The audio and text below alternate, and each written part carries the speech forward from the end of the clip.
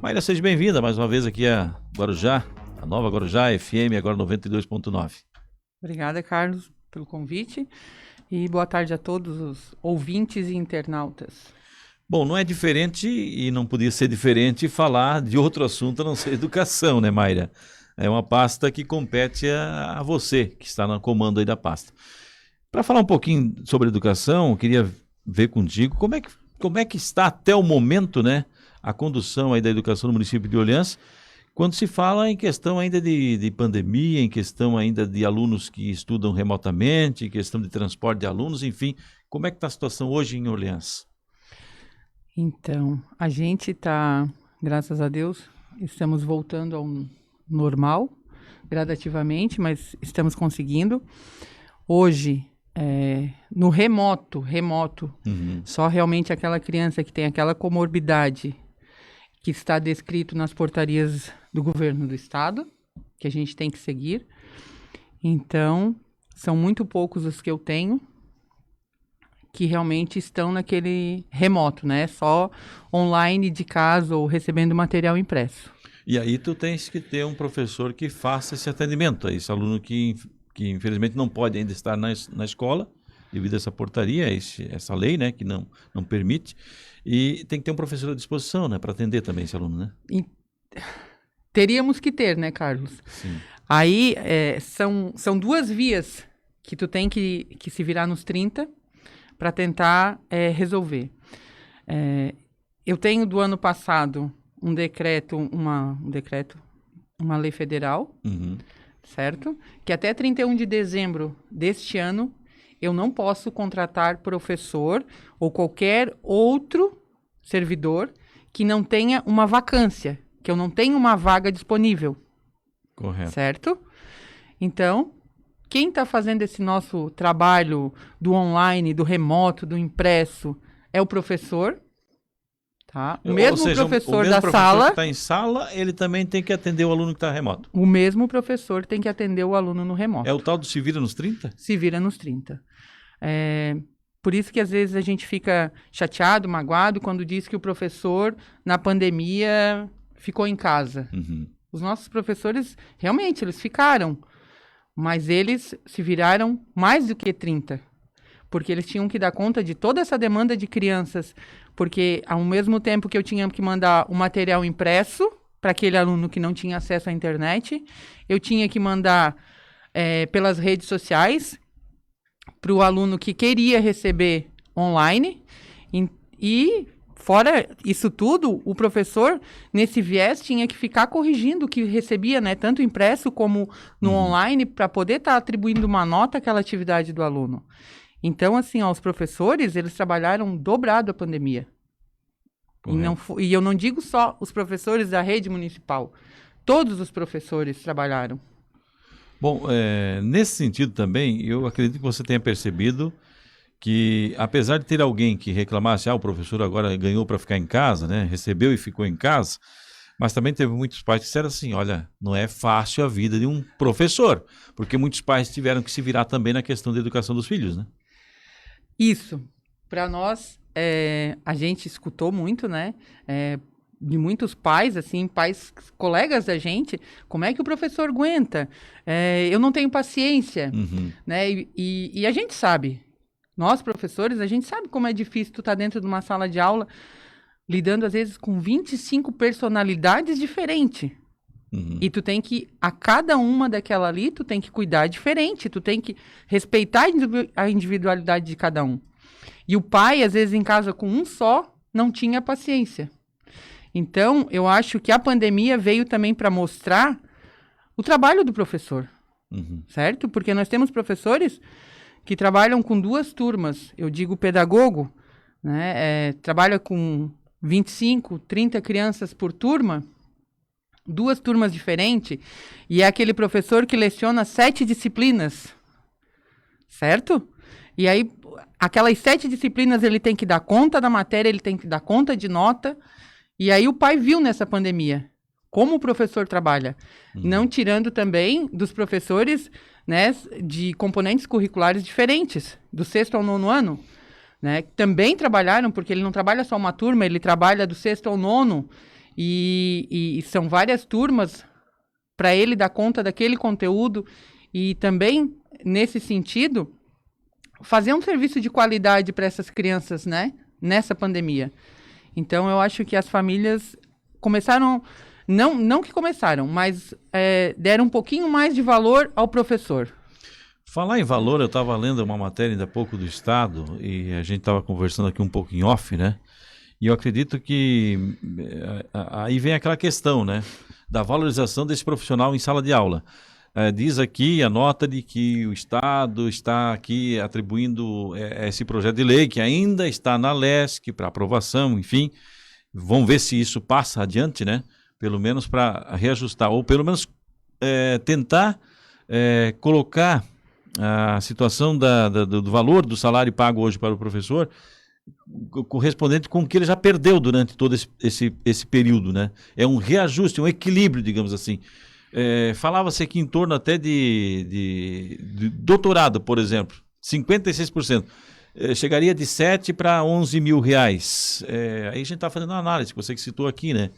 Nada mais justo que receber esse valor, Mayra? Ou mais, né, Carlos? Uhum. Então, eu acredito assim, ó, porque são quantos anos para chegar a um doutorado, por exemplo? Para você ter uma ideia, né? Aí tu conta 4 anos de graduação, aí tu pode optar por fazer uma especialização ou ir direto para um mestrado, certo? E varia mais em torno de quanto tempo aí nesse... O mestrado é 1 ano e meio, 2 anos. Uhum. Aí tu vai fazer Então são 6 anos até aí, contando mais ou menos? Não, após é 1 ano e meio, 2, aí o mestrado é 3 anos, aí tu conta um doutorado mais uns 3 anos, aí tu vê o quanto que o professor estudou, se especializou, qualificou-se, né?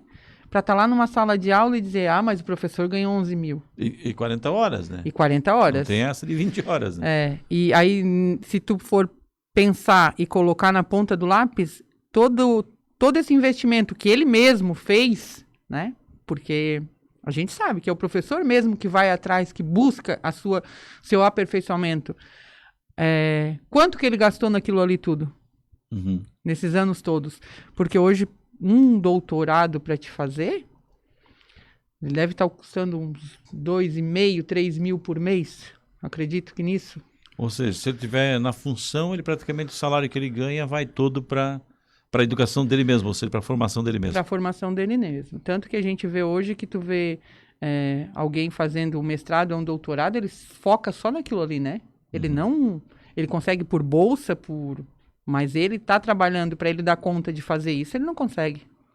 E como é que você vê? Você citou ainda que, por exemplo, uma lei federal, você estava aqui, que não lhe permite hoje a contratação de um outro profissional, a não ser que haja uma vaga para que possa ser contratado. Isso também serve na contratação dos ACTs ou os ACTs fogem desse...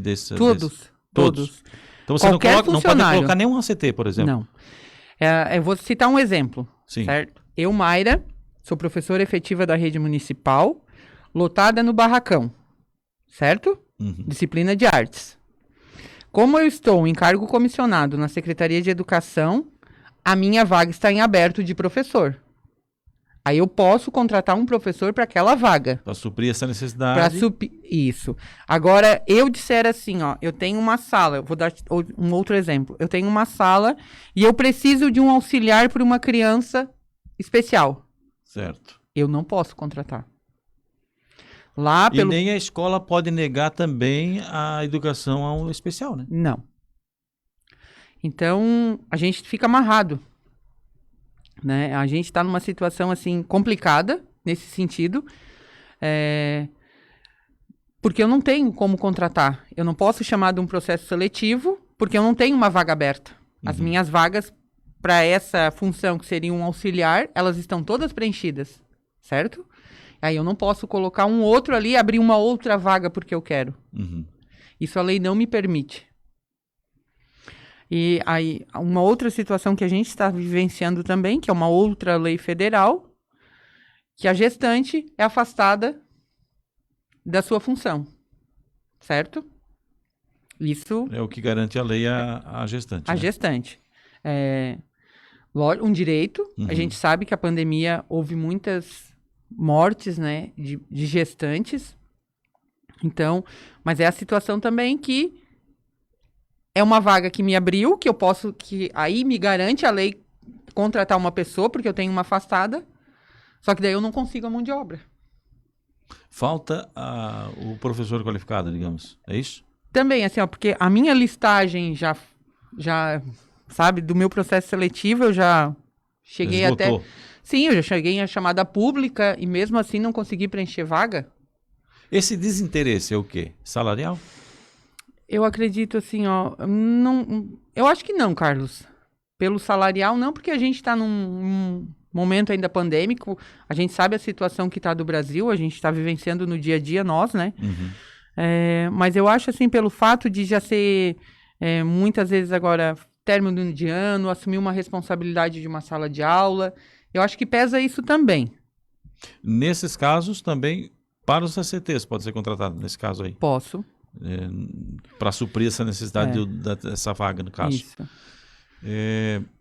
Uma outra questão, acho que a educação deve ser revista no sentido assim, de que forma você consegue administrar essa falta que você sente aí do profissional. De que forma que você está administrando? Está sobrecarregando outros? Estamos... aí eu tenho diretor indo para a sala de aula, né? É o que a gente pode estar fazendo. Enquanto isso, eu vou procurando, vou jogando edital, até eu conseguir alguém que aceite, né? Tu tens muitos casos aqui em específico? Não. Agora eu sei que eu vou ter um caso de uma professora... Que vai se afastar devido à gravidez, é isso? Não, ela vai se afastar. Ela já é ACT, certo? É uma vaga que eu tenho aberta, que eu não tenho professor ACT efetivo naquela vaga. E eu sei que a diretora já me informou que ela vai se afastar, que ela vai pedir demissão. E eu já tô ficando assim, já tô correndo atrás de quem eu vou conseguir. Que disciplina ela? É disciplina de ciências. Ciências. Para a escola de Brusque do Sul. Aí é outro dilema. Outro dilema, porque tu sair daqui para ir para Brusque do Sul lecionar. Final de ano. Existe o auxílio deslocamento? Tem. A gente tem um percentual ali por quilometragem, né? Uhum. Até ontem a gente estava numa reunião, eu, Jorge e o Mário, eu já pedi para eles para aquela lei LC arrumada, né? A gente precisa fazer uma correção, assim, né? Porque a defasagem está muito grande em relação... A gasolina não para de subir. E aquele valor não subiu, então a gente precisa fazer essa alteração ali. Mas assim, ó, a gente sabe que o valor que é pago é irrisório, né, Carlos, em relação à distância, porque tu tá pagando a gasolina, mas a gente sabe, eu que trabalhava no barracão, eu sei que não é só a gasolina, é o carro, é pneu, é manutenção, é tudo, né? Então, assim, ó, são percalços que a gente tem na educação, né? Mas que, para quem tá ali no dia a dia, sabe quanto que é difícil. Às vezes, quem tá fora não imagina tudo isso, né? Tem o clima, tem o tempo, tu vai... A gente sabe, assim, eu tive final de semana lá para Brusque, a gente sabe a situação da estrada como tá. Sei que provavelmente está sendo horrível para os professores estarem indo trabalhar, mas também, assim, ó, tudo é tempo. O tempo também não está ajudando, né? Uhum. Nesse momento, a estrada. Então, assim, ó, são várias situações que tem. E o professor, ele precisa, naquele dia, estar na escola, naquele horário, para dar a sua aula. Eu imagino a situação se hoje... algumas seriam municipais, outras a nível de estado, né? Mas, enfim, se não houvesse a nucleação, né? Se não houvesse a nucleação, algumas escolas seriam municipais ainda, que funcionariam em algumas comunidades, aí a questão profissional realmente pesaria muito mais, né? Sim. Aí a gente tira pelas escolas isoladas que tinham antigamente, hoje a gente não conseguiria, né? Fazer essa distribuição, essa logística que foi feita com a nucleação. Não teria como, né? Mayra, e outra questão, o transporte hoje, como é que vocês estão administrando também a situação? Porque eu não sei se hoje comporta a lotação, se há uma restrição ainda com relação à lotação. Também nos casos em que englobem, por exemplo, pessoas com deficiência, como é que fica toda a situação do transporte? A gente teria só uma situação que eu ainda tenho alternância de alunos na escola, aí a situação é inversa, né? Não é porque a escola não comporta todos, mas porque o carro que faz o transporte daquela localidade não consegue colocar todos que eu tenho, sabe? É uma situação nova. E não é porque começo do ano a gente fez a licitação e não sabia disso, não. É porque eu também tenho, são localidades do interior que eu tenho muito, como é que eu vou dizer para vocês? Muitas pessoas que vão para lá para trabalhar. Então é em granja, é fumo, é no gado leiteiro. E daí começa a sobrecarregar o nosso transporte lá no interior. Certo. Aí eu tenho essa situação hoje, né? De um carro escolar só. O resto a gente consegue botar 100%. O que é ainda que a gente precisa que as crianças saibam é manter a máscara dentro do ônibus, o álcool em gel, ainda que segue essa obrigatoriedade.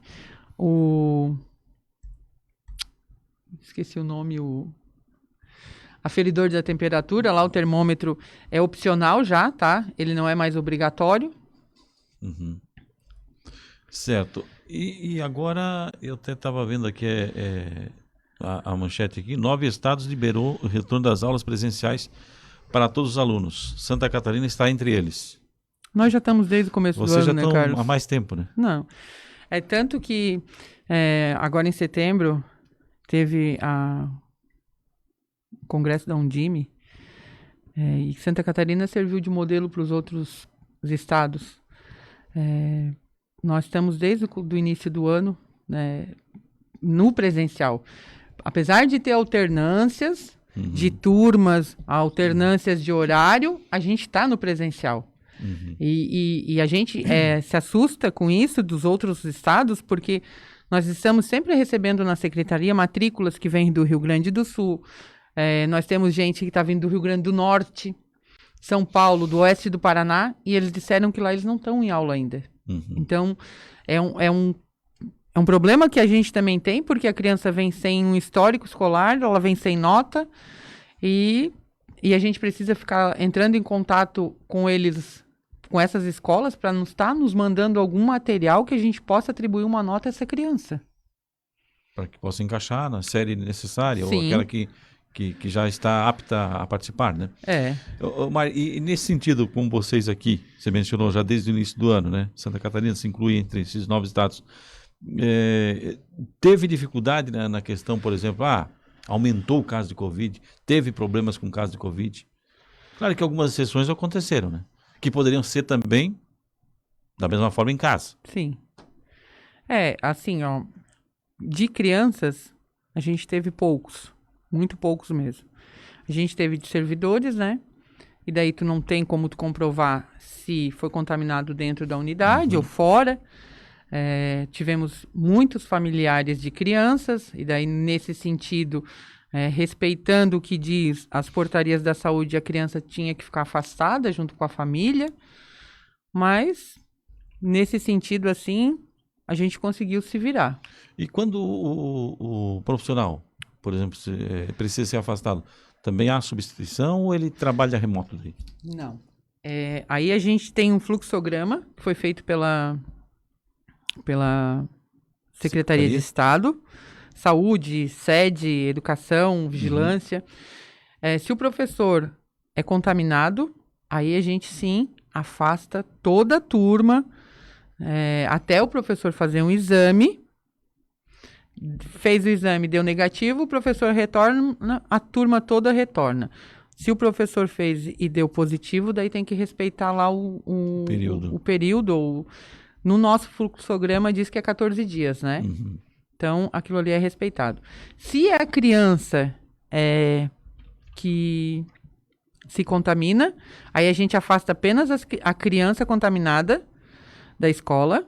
E as outras crianças continuam indo, mas como monitoramento, né? Para ver se vai ter alguma alteração para a gente poder estar... Certo. 2 últimas questões. Comprometeu o ano letivo e se comprometeu ou não nessa questão da Covid-19. E já estão abertas as matrículas para o ano que vem? Como é que está funcionando? A gente ainda está montando o edital. Acredito que... Ou pelo menos a reserva de matrículas, né? Como falam, né? A gente... começo de novembro a gente já vai estar lançando o edital de matrícula. Aí fazer as rematrículas. É só acompanhar ali pela fanpage da Secretaria, da Prefeitura Municipal, que a gente vai estar colocando. E também a gente vai mandar para vocês, para as rádios, para estar divulgando. Em relação ao comprometimento do ano letivo, ainda, como dizer que a gente tem dúvidas. A gente sabe que comprometido pelo que a gente observa e pelo que a gente estudou e viu falar, né, Carlos? Esses 2 anos da pandemia vai ficar marcado na história. Vai ser a gente conseguir recuperar 100%? Não acredito. Uhum. Mas dentro do limite de cada escola, de cada profissional da educação, a gente vai estar conseguindo, assim, chegar num 60% desse ano perdido, assim. Muito bem. Não sei se tem outra informação, fica à vontade, Mayra, se não te agradecer aqui a presença mais uma vez. Falar de educação é uma pasta que requer um cuidado tão especial, assim como a saúde, né? E foram 2 pastas que, durante esses 2 anos, querendo ou não, foram as mais afetadas, né? Fomos. A gente até, às vezes, eu e o Murilo brincamos que a gente ganhou de presente um presente grego, né? Porque pegamos 2 pastas em 2 anos pandêmicos, assim. Espero que o ano que vem seja para todo mundo melhor. Vai ser, a gente precisa acreditar nisso. Vamos voltar 2022 normal. É isso que a gente precisa, retomar as escolas normal, a vida normal das crianças, a vida normal do professor. Sabemos que não está sendo fácil para os professores. Esse momento, assim, é medo ainda, porque a gente tem muitos professores que têm medo. Eu tenho, né? Então, todo mundo tem. Mas é uma coisa que a gente viu nessa pandemia, que a gente vai ter que aprender a conviver com essa doença, né? Vacina todo ano, porque vai ser uma coisa de rotina, vai ser uma gripe que a gente precisa conviver. Já faz parte da vida Sim. de nós, da nossa vida aí. Mayra, muito obrigado pela presença. Eu que agradeço, Carlos.